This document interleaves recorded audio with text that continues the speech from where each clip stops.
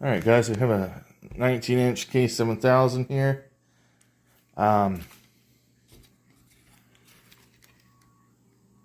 Not quite sure what's all wrong with it, but we're going to go through it and check it out and test it after we do a cap kit on it. This C57 right here, I noticed right away that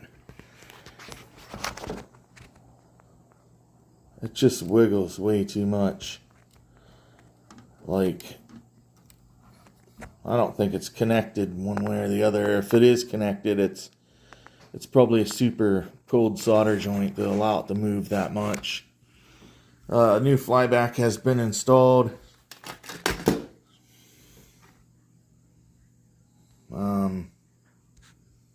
So we'll check that all out. I'll go through and reflow things that need to be reflowed, and I'll point it out if I find anything. But right now we're gonna put this in sink and give it a bath. Alright guys, this is the Wonder of Totally Awesome cleaner.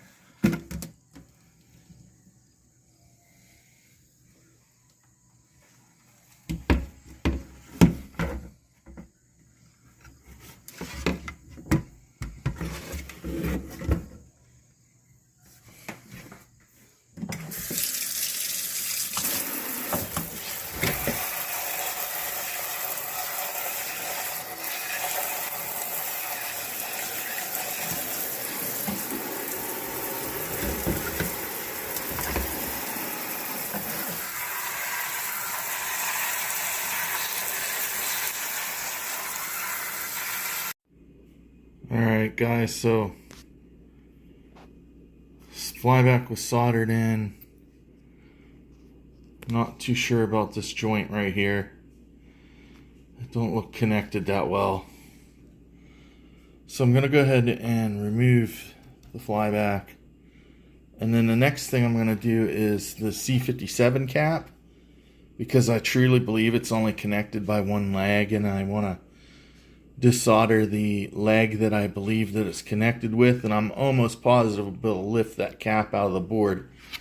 And that would be right here. So that's these two pads for C57. Now I can wiggle that cap back and forth, and I don't see that leg moving, but it feels like it's just teetering on this one. I'm betting this leg is disconnected from the cap itself. Now, I could be wrong. It's just a theory I have, so I guess we're going to prove that in a second.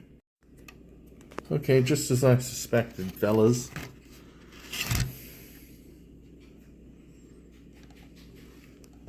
Maybe.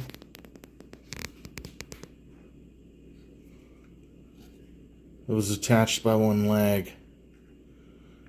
This could have been why the issue the guy would have would, one time he'd turn it on, it would work. Next time he turned it on, it don't work. That's because the leg became detached from the cap. And as you can see, the leg is still in the board. I didn't even unsolder that one. Remember how I said I thought it was teetering around on here?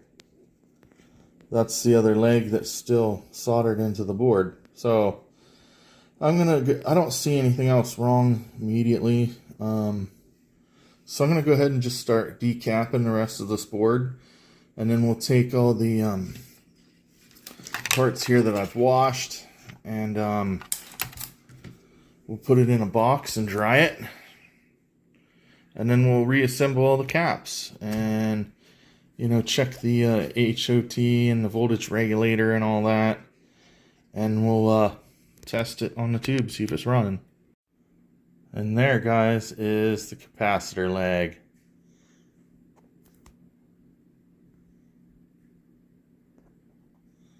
So they do come disconnected from the caps, even though there's no cold solder joint. Alright guys, here's another cold solder joint. And it's not on a cap. So yeah, see that guys? Cold solder joint. Cold solder joint belongs to this guy right here. R105 is what it says. So he's pretty wobbly. That's why you always inspect components. Like, you've seen how I wiggled that cap. I suspected right away that it was detached by one leg, whether it been a cold solder joint or the leg was pulled from the capacitor. Then again, as I was decapping, I came across this guy that was pretty loose, so I inspected a little further. You just saw the cold solder joint from it. So, you know, don't be afraid to wiggle some stuff around. You don't have to like rip on it, but I mean, you can easily see how floppy this is. It's probably not connected somehow anymore. So, you know, that's how you know when you're visually inspecting is move stuff around. All right. Hair dryer into a box. Some holes for the air to exit. As you can see, about 20 minutes of this. All of these components will be bone dry. So now I'm going to go ahead and kill the power here, and then I'm going to let this cool down because it's going to be, you know, pretty hot. And then I'm going to go up and reinstall all the caps and the flyback and solder everything in. Snip the leads and reflow anything that needs reflowed. And then we'll set it up on the tube and test fire it. Alright, so here's the neck board. And right here, this brown disc is capacitor C204. It's on the neck board. So, there's not really a plus and a negative on here that I know of, so right here you see the big ground plane and where the ground goes to the chassis, and then the DAG ground from the tube will also connect in that spot. So when you install your electrolytic cap on here, you just want to be mindful to put the negative on this big ground plane, and then the positive would come up here to the other trace here. So when you do one of these cap kits and you decap that and you're like, oh shit, where's the plus and the minus go? Just remember to put the negative lead on the ground plane and you'll be okay. At least it's always worked for me. Okay, so the neck board is all capped. That's single cap right there. Pots I have lubricated with Deoxit D5, wiped them back and forth the full 270 degree sweep back and forth. They are now centered for you know, your first fire up of the monitor. So moving on, you can see this pad for R101. Let me get here. The whole solder mound came up off the pad. It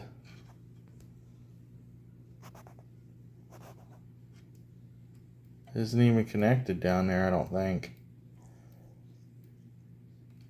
So I'll bear the trace back between these two, R101 and this little mound right here. I'll bear all that trace so I can solder all of this together. so it makes a stronger connection. Alright, now you can see the 101 R101 pad is now bridged across the trace to the next connection, giving it a lot of heat soaking ability without coming off the trace again. So that's kind of how that's fixed. Okay, so when I first turn this on, these aren't here. And as it slowly warms up, the picture will start to get brighter and brighter until the point where it starts flashing. So what I'm going to do is I'm going to test the B plus and make sure that it's 123 volts. I want to wait for it to warm up and start flickering here first. Then I'm going to test the like I said, the B plus. Make sure it's 123 volts. Something's going on here with this chassis because I have the screen brightness all the way up and I can't even get a raster line, retrace lines on the tube. So something's going on. I'm not sure what it is yet, but I'm going to keep digging into it. But there definitely is an issue. I guess I'm going to work on it, and when I figure it out, I'll come back on and explain it. But at least it's coming on and not shutting off or whatever was happening before. Maybe this was what was happening. I don't know. I was pretty sure that it was just intermittent power coming in and on, like, and blowing fuses and stuff like that. I see. Getting some more color coming in over here. And you may say, oh, well, it's the tube's weak. Well, I was running this tube for a long time in my, on a K7000 in my Moon Patrol, and this tube lights quick. So you can see the red starting to come in. Well, maybe not, but the red is starting to come in, the red and green. So, I don't know if you can see it. It gets bright and then dims back out. So I'm going to go ahead. I just wanted to make a note of this in the video here. Okay, so I have the screen pot turned all the way up. I do have raster lines now. But as you can see, the whole screen is just flickering. This is what it looks like to me. I see this happen when the high voltage anode cup's not making good contact in the screen or in the back of the tube. Now I'll turn down the brightness pot on the flyback till the retrace lines go away, but then you lose your image and it's just flickering. I can turn up the brightness on the chassis. It just flickers. So I am going to remove this flyback that this thing was shipped with. And I'm going to put a working known flyback in here and see if this stops. One of the pins on the flyback was questionably soldered. Plus you had the blown caps and a couple of those cold solder joints, and firing this chassis up with all of those issues may have done something to the flyback, the new flyback. So I'm going to test it just to be sure. If I get the same result with a known working flyback, then I will dig farther, because I tested the B plus and it's 122.8 to 122.7. It's right there. It's close enough to 123 that it shouldn't be causing any issues. So, alright. That's what's going on, guys.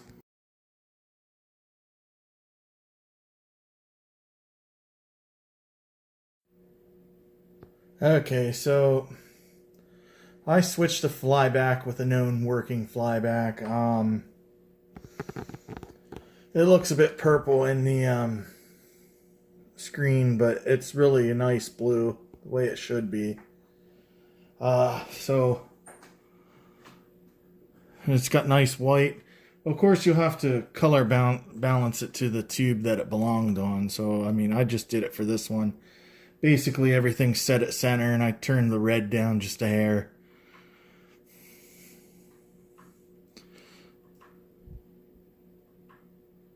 It's got nice RGB going here. I need to find some kind of camera that can pick up this without doing all that funky stuff on the screen there. It really doesn't do justice to what I'm seeing by my eye. So basically, I'm going to just let this run for a while.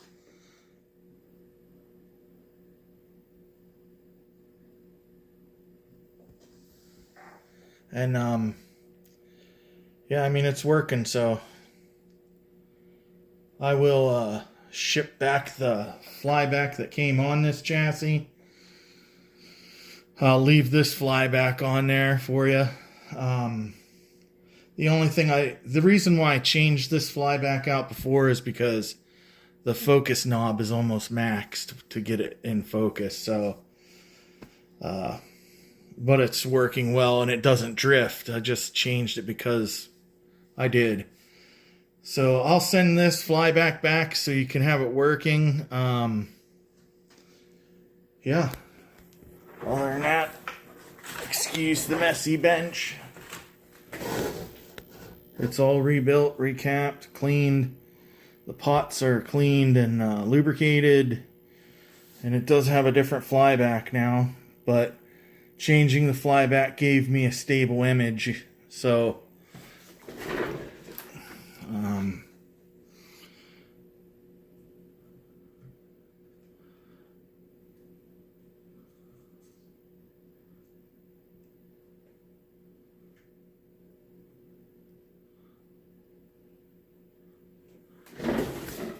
it is working. If you guys made it to the end of this video, I appreciate it. Like, share, subscribe, whatever.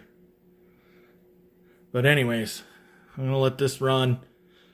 It's now Thursday morning, about 3 o'clock a.m. So I'm going to probably let it run until Friday morning around this time. And then I'll package it up and make a shipping label and put it in the UPS mail Friday morning or afternoon sometime. So, alright. Peace.